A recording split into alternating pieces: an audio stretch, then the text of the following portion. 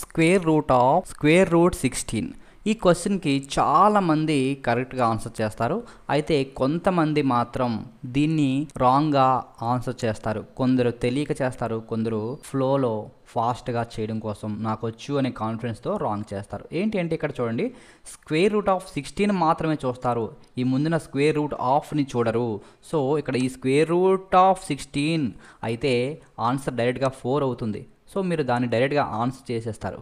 అయితే ఇక్కడ ముందున స్క్వేర్ రూట్ 16 ఇచ్చాడు.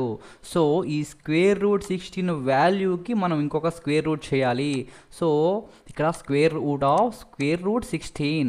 సో ఇక్కడ ఈ రూట్ 16 వాల్యూ మనకి 4 అవుతుంది. సో మరలా రూట్ 4 ఉంది కదా, సో దీని వాల్యూ మనం కాల్కులేట్ చేయాలి. ఎంత అవుతుందండి? 2 అవుతుంది ఆన్సర్. సో దీన్ని చాలామంది కంగారులో మిస్టేక్ చేస్తూ ఉంటారు.